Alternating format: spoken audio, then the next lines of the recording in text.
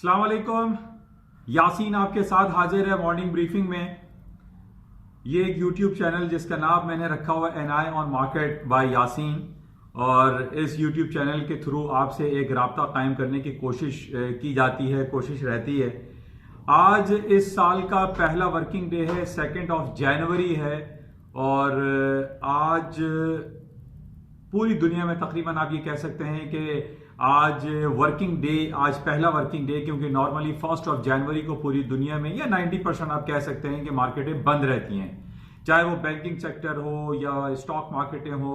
खासी मार्केटें जो है वो बंद जैसी रहती हैं, और लोग जो है वो न्यू ईयर सेलिब्रेशन के हवाले से एक सैरो तफरी में और हॉलीडे मूड में चल रहे होते हैं। लेकिन अब मार्केटें ऑन होती चली जा रही हैं। आज पूरी दुनिया की तकरीबन मार्केटें खुली हुई हैं, और जैसे कि मैं आपसे हमेशा ये कहता हूं कि जब भी हमारे पास डिफरेंट हॉलीडेज मूड खत्म होता है या लॉन्ग वीकेंड खत्म होता है, उसके वेरी नेक्स्ट डे जब मार्केटें खुलती हैं तो उसमें भरपूर वॉल्यूम देखने में आता है। और आज को ही ऐसे ही सूरत हाल मार्केट में रहेगी, चाहे वो अमेरिका की स्टॉक इंडिसेज हो, यूरोपियन इंडेक्स हो, या आपकी गोल्ड सिल्वर या करेंसी मार्केट हो। उनकी मार्केट में वॉल्यूम भरपूर रहेगा, मार्केटें भरपूर तरीके से ट्रेड करेंगी। लेकिन एक पॉइंट अभी भी है, क्योंकि आज है जुमेरात, कल है जुमा, उसके बाद सैटरडे संडे आ जाएगा, और सैटरडे संडे के बाद जो कमिंग मंडे आएगा उसमें हम ये कह सकते हैं कि वॉल्यूम 101% या 100% रहेगा। क्योंकि अभी भी कुछ लोग ऐसे जरूर होंगे कि वो ये सोच रहे होंगे कि जनाब सैटरडे संडे की छुट्टी आ रही है और थर्सडे और फ्राइडे की छुट्टी लेने के बाद मंडे से भरपूर काम शुरू करेंगे। लेकिन फिर भी आज हम ये देख रहे हैं कि सुबह से जो मार्केटें चल रही हैं वो भरपूर है, वॉल्यूम कंप्लीट है मार्केट में। लेकिन हम ये कह सकते हैं कि मंडे को वो सैचुरेशन, वो 100% मार्केटें होंगी जो अभी शायद माइट पॉसिबल के ना हो, क्योंकि लॉन्ग वीकेंड पे लोग चले जाते हैं, आउट ऑफ स्टेशन होते हैं, आउट ऑफ कंट्री होते हैं, जिसकी वजह से वॉल्यूम में थोड़ा सा कमी आ जाती है। लेकिन मैं ये जरूर कहूंगा कि आज भी जाहिर है कि बहुत 25 दिसंबर से यानी क्रिसमस डे हॉलीडेज से अगर आप काउंट करें तो तकरीबन 10-12 दिन की छुट्टियां लोग ले चुके होते हैं, और आज 2 जनवरी को मार्केट में वॉल्यूम भरपूर रहता है। बहरहाल इस भरपूर वॉल्यूम को ज्यादा हम कहेंगे कि मंडे से, नेक्स्ट मंडे से जो मार्केट में वॉल्यूम होगा वो ज्यादा होगा। बहरहाल कुछ मार्केट की बातें कर लेते हैं, और इससे पहले मैं आज चूंकि पहला वर्किंग डे है और इस साल का पहला दिन है, वर्किंग डे है, इस हवाले से हमारी ये दुआ है, ये चाहत है और ये ख्वाहिश है कि अल्लाह ताला इस आने वाले साल को, जो नया साल हमारा शुरू हुआ है, जो कि 21st सेंचुरी का 3rd डेकेड स्टार्ट हुआ है, इसमें हमारी दुआ है कि जिस तरीके से पिछला 10 साल हमारा गुजरा है और जिसमें हमने ये देखा है कि कोई बहुत बड़ी कन्वेंशनल वॉर अल्लाह के फजलो करम से नहीं हुई है, नॉर्मल हालात चलते रहे, छोटी मोटी ऊंच नीच खबरें आती रही, अमेरिका और चाइना के दरमियान तल्ख तिजारती सिलसिले बरकरार रहे, और बहुत सारी अच्छी पेशरफ भी हुई, जिसमें इन 10 सालों में हमारे पास 2 बड़ी कंपनीज के जो आईपीओज लॉन्च हुए। एक 2014 में हमने देखा कि Alibaba.com, जैक मा की कंपनी, जो कि $25 बिलियन के आईपीओज क्रिएट करके दुनिया की नंबर 1 कंपनी बन गई थी। लेकिन उसको बीट करने में अभी रिसेंटली जो एक नई कंपनीज आई जो कि स्टेट ओन कंपनी थी, सऊदी अरामको, उसने अपने आईपीओ लॉन्च किए, और अब ये कहा जा रहा है कि उसने अपने आईपीओ लॉन्च करने के बाद Alibaba.com की जो $25 बिलियन की जो एक वर्ल्ड रिकॉर्ड था वो ब्रेक हो गया, और उसके $25.6 बिलियन के उसने आईपीओ इशू कर दिए थे। और अब ये भी कहा जा रहा है कि ये दुनिया की वो वाहिद कंपनी हो गई है जो कि $2 ट्रिलियन की मार्केट कैपिटलाइजेशन इस वक्त रखती है। बहरहाल हमने ये देखा कि पिछले जो 10 साल हमारे गुजरे उसमें निस्बतन हालात साजगार रहे, छोटी मोटी हालात खराब रहे, जंगी सूरत हाल बहुत ज्यादा बर्पा नहीं हुए जिस तरीके से हमने, और इससे पहले जो हमारे पास दिहाइयां गुजरी हैं उसमें हालात काफी दगरगू रहे। लेकिन पिछले 10 साल हम ये कह सकते हैं कंपैरिजन में कि बेहतर तौर पे गुजरे, और अब हमारी ये दुआ और चाहत और ख्वाहिश है कि आइंदा आने वाले जो 10 साल हैं वो भी और मजीद बेहतर गुजरे। कोशिश इंसान को बेहतरी की करनी चाहिए कि आइंदा आने वाला वक्त हमारे लिए मजीद बेहतरी लेकर आए, हमारी आने वाली न्यू जनरेशन के लिए एक नए दरवाजे खुलें, एक नई अपॉर्चुनिटीज क्रिएट हो। जिस तरीके से पिछले 10 सालों हमने ये देखा है कि सबसे ज्यादा जिस इंडस्ट्री में काम हुआ है, सबसे ज्यादा जिस सेक्टर में काम हुआ है, वो कंप्यूटर एंड मोबाइल इंडस्ट्री में हुआ है। और हमने ये देखा कि जो डिफरेंट रिपोर्ट्स हम ये देख रहे थे कि पिछले 10 सालों में जो पूरी दुनिया की स्टॉक मार्केट में जो इंजेक्शन हुआ है वो 25 ट्रिलियंस ऑफ डॉलर इजाफा हुआ है। यानी ओवरऑल अगर हम ये चेक करते हैं कि पूरी दुनिया में स्टॉक मार्केट या कंप्यूटर इंडस्ट्रीज में इजाफा होता चला गया। और खास तौर पे जैसे मैं आपको डिफरेंट 5-6 कंपनीज का जिक्र बारहा करता रहता हूं, जिसमें 3 AAA कंपनीज हैं, Apple, Amazon, alphabet, Google, Microsoft, Facebook, और इसके अलावा चाइना की जो Alibaba.com जैक मा की कंपनी है। इन 5-6 कंपनीज को अगर हम उठा के देखते हैं तो trillions of dollar, 5,000-6,000 billions of dollar की ये मार्केट कैपिटलाइजेशन कंपनीज की है, जिसने पूरी दुनिया का जो है रुख ही चेंज कर दिया है। जिस तरीके से मैंने आपको कहा था कि 11 नवंबर को जो अलीबाबा जैक मा की जो कंपनी है जिसने 38 बिलियंस ऑफ डॉलर की शॉपिंग 24 घंटे में कर डाली, इसी तरीके से Amazon.com ने अमेरिका में एक हफ्ते में तकरीबन 25 से 30 बिलियन डॉलर की शॉपिंग कर डाली। तो हम ये देख रहे हैं कि जितनी ज्यादा ये मोबाइल डिवाइस और कंप्यूटराइज सिस्टम जो चलता चला जा रहा है, लोग इसमें बढ़ते चले जा रहे हैं और नई नई अपॉर्चुनिटीज गेन होती चली जा रही हैं। जिस तरीके से पिछले 8-10 सालों में हमने ये देखा कि अब मोबाइल इंडस्ट्री में जो स्टार्टअप एक कॉन्सेप्ट है वो भी बहुत ज्यादा प्रमोट हुआ है। और इसी तरीके से अगर हम ये जो राइड शेयरिंग सर्विसेज हैं, जो करीम टैक्सी है, या हम इसको उबर को हम देख सकते हैं कि एक सिंपल सॉफ्टवेयर क्रिएट किया डिफरेंट लोगों ने और उसको बिलियंस ऑफ डॉलर की इंडस्ट्री बना दिया। ना तो उनके पास गाड़ी है, ना उनका ड्राइवर है, ना उनका कोई एक्सपेंस है, सिर्फ एक सॉफ्टवेयर, एक सिंपल सॉफ्टवेयर ने उस पूरी मार्केट को हिला के रख दिया।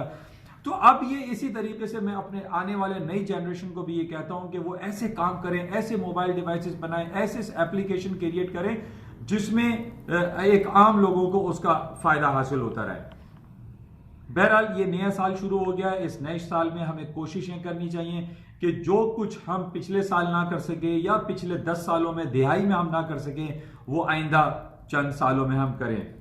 तो बहरहाल कुछ मार्केट की बात करते हैं। सबसे पहले मैं आज मुबारकबाद दूंगा आरिफ हबीब साहब को, जिनकी कंपनी को एक विनिंग जो पिछले 3 सालों से ये अवार्ड जीतते चले आ रहे हैं, Pakistan stock exchange top 25 companies का अवार्ड उन्होंने हासिल किया है। आरिफ हबीब साहब को हमारी तरफ से बहुत बहुत मुबारक हो, और हम ये चाहते हैं कि आइंदा भी वो इसी तरीके से एक विनिंग पोजीशन में मौजूद रहे।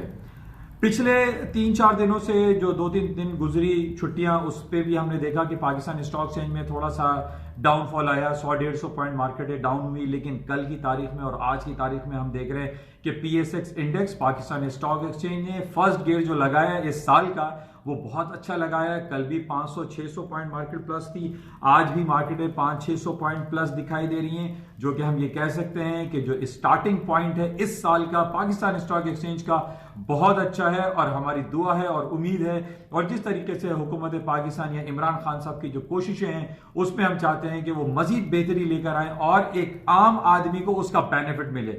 लेकिन दूसरी तरफ जो नेगेटिव इफेक्ट आ रहा है, जो वो पाकिस्तान की जो पेट्रोलियम इंडस्ट्री, जो पेट्रोल की प्राइसेस इन्होंने बढ़ाए हैं, ₹2.61 पेट्रोल की कीमतों में, और जितनी भी एनर्जी सेक्टर में जो कीमतें बढ़ाई हैं, इसको बहुत ज्यादा लोग नेगेटिव लेते हैं। कोशिश हमारी ये होनी चाहिए, हमारी हुकूमत की कोशिश ये होनी चाहिए कि पेट्रोलियम प्राइसेस या गैस प्राइसेस जो कि एक आम आदमी की नीड है उसको ना बढ़ाया जाए, उसको कट डाउन किया जाए, उसको रिड्यूस किया जाए, ना कि बढ़ाया जाए। पहले ही हम ये देख रहे हैं कि हमारा जो इन्फ्लेशन है, जो हमारा जो कंज्यूमर गुड्स हैं, उसकी कीमतों में खातिर खा इजाफा हुआ है। हालांकि अभी ये जो हमारे पास रिपोर्ट्स आई हैं कि जनाब इन्फ्लेशन हमारा 12.63, यानी पिछले महीने 12.7 था, तो अभी 12.63 आया है, ग्रेजुअली मार्जिनली डाउन हुआ है, लेकिन फिर भी हमारा ये इन्फ्लेशन रेट बहुत ज्यादा है, जिसकी वजह से हम देख रहे हैं कि हमारी जितनी भी रोजमर्रा खुर्द नोश की जो अशिया हैं वो बहुत ज्यादा महंगी हो गई हैं, उसको हमें कट करना चाहिए। और अगर ये पेट्रोल और गैस की प्राइसेस बढ़ती रही पाकिस्तान में, तो एक आम आदमी की जिंदगी में मजीद अबतरी आएगी, बेहतरी नहीं आएगी। तो बहरहाल ओवरऑल सिचुएशन जो दो दिन हमारे जो गुजर रहे हैं पाकिस्तान स्टॉक एक्सचेंज के लिए, वो अच्छे हैं, मार्केट हायर साइड पे हैं। अच्छा, जैसे मैंने आपसे शुरू में ये कहा कि जब भी ये लॉन्ग वीकेंड और लॉन्ग हॉलीडेज का मूड खत्म होता है और पूरी दुनिया जो स्टॉक मार्केट में या करेंसी मार्केट में या कमोडिटी मार्केट में इंजेक्ट होती है, अपना पोटेंशियल यूज करती है, तो स्टॉक मार्केटों में तेजी आती है। और यही कुछ सूरत हाल आज भी हम देख रहे हैं कि अमेरिका की स्ट्रीम लाइन जो जितनी भी स्टॉक इंडिसेस हैं, S&P, डाउ जोन्स, नैस्डैक, वो हाई पर हाई बना रही हैं या पॉजिटिव या ग्रीन टेरिटरी में ट्रेड हो रही हैं। और आज जिस तरीके से मैंने पहले भी आपसे ये कहा था कि जो दिसंबर का महीना हमारा गुजरा है या लास्ट क्वार्टर हमारा गुजरा है वो अच्छा गुजरा है। अमेरिका की stock market daily and weekly and monthly basis पे तारीख की बुलंद तरीन सतहों पे चलती चली गई, अपने प्रीवियस रिकॉर्ड तोड़ती गई और नए रिकॉर्ड बनाती चली गई। और आज भी कुछ सूरत हाल ऐसे ही है और इसके बरक्स दिखाई नहीं देता। अमेरिका में जो भी सिलसिले चल रहे हैं, जो भी स्टोरीज हैं, चाहे वो इंपीचमेंट के हवाले से हो या रॉबर्ट मुलर की स्टोरी हो या अमेरिका के जो प्रेसिडेंट डोनाल्ड ट्रंप ने जो यूक्रेन के प्रेसिडेंट को कॉल की थी, या हमें सऊदी अरामको के हवाले से जो डिफरेंट खबरें आती हैं, या क्रूड ऑयल के हवाले से जो डिफरेंट खबरें आ रही हैं कि डिफरेंट प्रोडक्शन कट होने के बावजूद जो तेल की प्राइसेस हैं वो ऊपर जाने के बजाय नीचे की तरफ से इतने हायर साइड पे मार्केटें नहीं जा रही हैं। लेकिन ओवरऑल जो इंपैक्ट हमारे पास स्टॉक मार्केट का दिखाई दे रहा है अमेरिका की और पूरी दुनिया में एक पोटेंशियल दिखाई दे रहा है। खासतौर पे अमेरिका की जो स्टॉक इंडिसेस हैं वो हाई पे हाई बनाती चली जा रही हैं और कोई बैद नहीं कि ये जनवरी और 2020 का नया साल, नया जो वक्त हमारा शुरू हुआ है, उसके अंदर भी अमेरिका की स्टॉक मार्केटें अपने हाईस को मेंटेन रखते हुए दिखाई देती हैं, क्योंकि हमारे पास इतनी नेगेटिव न्यूज कहीं भी नहीं है। मैंने जैसे आपसे पहले भी कहा था कि अगर अमेरिका की स्टॉक मार्केट को वो लोग जो शॉर्ट सेलिंग में बैठे हुए, तो यही हो सकता है कि कोई दुनिया में एक कन्वेंशनल वॉर शुरू हो जाए, पूरी दुनिया में कहीं कोई प्रॉब्लम क्रिएटर हो जाए। अब उस प्रॉब्लम क्रिएट में सब एक इंपॉर्टेंट पॉइंट हमें जो दिखाई दे रहा है वो इंडिया में जो CAB के सिटीजनशिप अमेंडमेंट बिल के अगेंस्ट में हो रहा है। और पूरे इंडिया और बल्कि यूरोपियन कंट्रीज में भी हमने देखा है कि CAB के खिलाफ अमेरिका में भी कुछ प्रोटेस्ट हुए हैं और इंडिया का ये जो बिल पेश किया गया है सिटीजनशिप अमेंडमेंट बिल, जिसमें ये कहा जा रहा है कि पाकिस्तान, बांग्लादेश, अफगानिस्तान में अगर नॉन मुस्लिम के अलावा जितने भी लोग हैं, जितनी भी कम्युनिटी के लोग हैं, वो इंडिया आकर अपनी सिटीजनशिप क्लेम कर सकते हैं। तो दिट इज वेरी इश्तियाल अंगेज वाला ये कानून बनाया गया है, जिसके खिलाफ जो है बहुत ज्यादा आवाज उठ रही है। वहां डिटेंशन हाउसेस बनाए जा रहे हैं। तो ये एक नेगेटिव खबर है। इन लॉन्ग रन में जाके इंडिया के हालात खराब हो सकते हैं। इस पे हमारी ये सलाह है, ये मशवरा है नरेंद्र मोदी साहब को कि वो ऐसे कवानीन नाफिजुल अमल ना करें जिससे एक इश्तियाल अंगेजी का पहलू सामने आए। इसको कोशिश ये करनी चाहिए कि हर मजहब को एक खुली आजादी होनी चाहिए। जैसे हम समझते हैं कि इंडिया एक सेक्युलर मुल्क है, हर मजहब को वहां पर आजादी है, लेकिन इस किस्म के कवानीन नाफिजुल अमल और लागू करने से एक इश्तियाल अंगेजी सामने आ रही है और लोगों में गुस्से का इजहार वो आपके सामने है कि लोग कर रहे हैं। क्योंकि इसमें खतरा लाख ये भी है कि आज इंडिया ने ये कहा है कि बांग्लादेश, पाकिस्तान और अफगानिस्तान से सिर्फ मुसलमान नहीं आएंगे, कल को ये क्रिश्चियन कम्युनिटी को भी रोक सकते हैं। कल को इंडिया ये भी कानून ला सकता है कि सिख यात्री या सिख हजरात भी इंडिया में सिटीजनशिप क्लेम नहीं कर सकते, या दूसरे मजहब से या दूसरी कम्युनिटी से ताल्लुक रखने वाले भी इंडिया में नहीं आ सकते।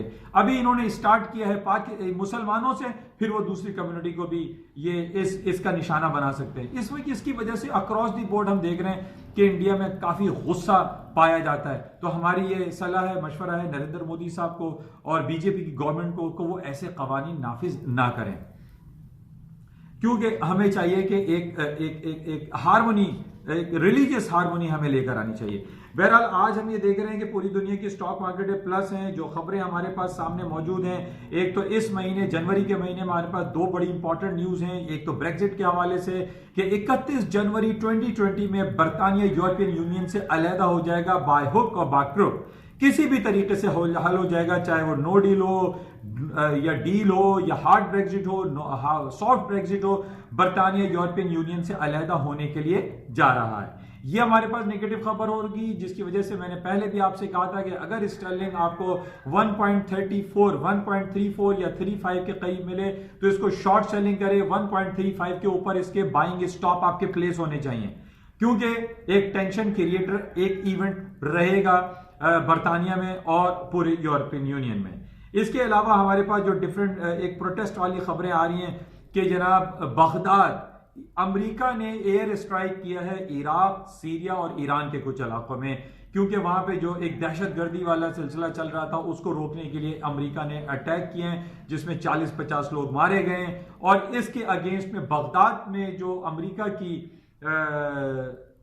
जो एम्बेसी है उसके ऊपर अटैक किया है, वहां के शहरियों ने अटैक कर दिया है, जो कि काफी नेगेटिव है। उसमें भी 10-12 लोग मारे गए। अब देखिए, जब भी ये टेंस सिचुएशन आती है, खासतौर पे गल्फ में या अरब कंट्रीज में, हमने देखा है कि गोल्ड की कीमतों में इजाफा होता है। जैसे कि मैंने आपसे पहले भी कहा था कि 1480 का बहुत इंपॉर्टेंट क्रूशल रेजिस्टेंस लेवल था गोल्ड का। अगर 1480 के ऊपर गोल्ड की मार्केट जाती है तो गोल्ड की कीमतों में खातिर खा इजाफा होगा। और कुछ यही सूरत हाल हमारे सामने रोनुमा हो रही है कि जब से 1480 गोल्ड की प्राइसेस हायर साइड पे गई हैं और आज हम देख रहे हैं कि 1520, 1525 पे गोल्ड की कीमतें खड़ी हुई हैं। वहां से तकरीबन $45 मार्केट ऊपर जा चुकी है और इसमें अभी भी पोटेंशियल एग्जिस्ट करता है because of these uncertain condition in Arab world. हम देख रहे हैं कि यमन और सऊदी अरब में भी अटैक्स हो रहे हैं। यमन ने जो है यूएई और सऊदी अरब के 3 शहरों को टारगेट बनाया हुआ है कि वो उसके ऊपर अटैक करेगा। एक फियर फैक्टर एग्जिस्ट करता है। इसी तरीके से हम हांगकांग में देख रहे हैं, आज दूसरा दिन है, आज 2 जनवरी है, लेकिन हांगकांग में जो उनका सबसे बड़ा बैंक है HSBC, वो आज ओपन नहीं हुआ है हांगकांग में, क्योंकि वहां प्रोटेस्टर्स ने उनके कई बैंक ब्रांचों पे अटैक किया है। तो ये नेगेटिव सेंटिमेंट्स, नेगेटिव खबर हमारे पास जब आती है तो हम ये देखते हैं कि गोल्ड की कीमतों में इजाफा होता है। इसी तरीके से कश्मीर में भी काफी अरसे जो प्रॉब्लम चल रही है वो आपके सामने है।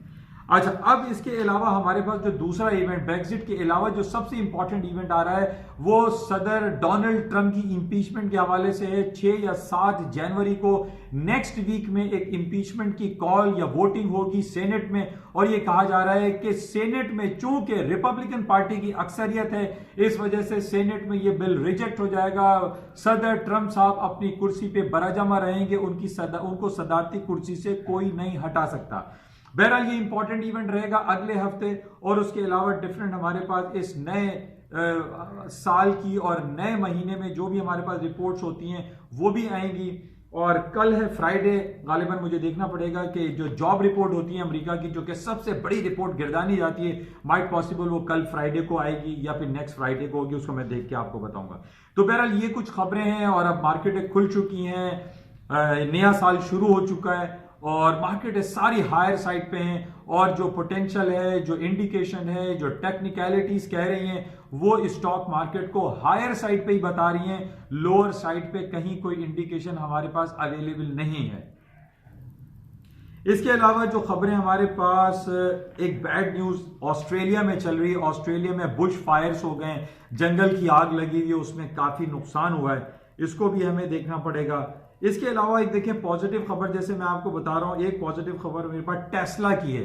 टेस्ला जो कि दुनिया की नंबर 1 कंपनी है जो इलेक्ट्रिक कार्स बना रही है, इलेक्ट्रिक गाड़ियां बना रही हैं, उसकी भी खबर है। वो बहुत ज्यादा उसके अंदर पोटेंशियल दिखाई देता है, और इसी वजह से मैंने आपसे ये कहा था कि जनाब सऊदी अरामको की जो शेयर प्राइसेस है वो 35-36 रियाल से ज्यादा नहीं बढ़ पा रही हैं। उसकी वजह है ये है कि पूरी दुनिया में जो ऑयल सेक्टर की जो ग्रोथ है वो डिक्लाइन हो रही है, वो कम हो रही है, क्योंकि हमारे पास इलेक्ट्रिक व्हीकल्स आ रही हैं, सीएनजी पे गाड़ियां चल रही हैं, इवन न सिर्फ गाड़ियां चल रही हैं बल्कि जहाज भी इलेक्ट्रिक पे चलने शुरू हो गई हैं। बल्कि हांगकांग और चाइना में तो कुछ गाड़ियां ऐसी हैं जो कि पानी से चलाई जा रही हैं। तो अब इस तरीके की जो सूरत हाल होगी उसमें हम ये देख रहे हैं कि आइंदा जो नेक्स्ट डेकेड होगा या आइंदा चंद साल जो गुजरेंगे उसमें क्रूड ऑयल की जो डिमांड है वो डिक्लाइन हो रही है, जिसकी वजह से हम ये देख रहे हैं कि आज जनवरी का दूसरा दिन है और 1 जनवरी 2020 से ओपेक ने ये नाफिजुल अमल कर दिया है कि वो 5 लाख मिलियन बैरल प्रोडक्शन को कट करेगा। इस कट की खबर पे तो तेल की प्राइसेस को 62, 63, $65 हो जाना चाहिए था, लेकिन तेल की कीमतों में खातिर खा इजाफा नहीं हो रहा है बिकॉज ऑफ टेस्ला और इस किस्म की बहुत सारी कंपनीज आ रही हैं जो कि ये इलेक्ट्रिक कारें जो है वो प्रोड्यूस कर रही हैं। बहरहाल मार्केटें खुल चुकी हैं और अब ये देखते हैं कि आइंदा और मजीद क्या खबरें रहेंगी। इसके अलावा हमारी सिर्फ दुआ यही है कि इस नए साल में हमारा जो रेजोल्यूशन है वो ये होना चाहिए कि हमें एक डेडिकेशन के साथ, एक मोटिवेशन के साथ और एक फुल स्पिरिट के साथ काम करना चाहिए और इस साल को, इस डेकेड को अपने लिए और आने वाले नई जनरेशन के लिए एक अच्छा साल बनाना चाहिए। इंशाल्लाह राब्ते में रहेंगे और आज सारा दिन देखेंगे कि मार्केट में क्या सूरत हाल रहती है, क्या खबरें रहती हैं और मार्केट किन टेक्निकलिटीज को फॉलो करती हैं। जाते हुए मैं आपसे फिर ये कहूंगा कि इस YouTube चैनल को प्लीज सब्सक्राइब जरूर कीजिएगा। Thank you.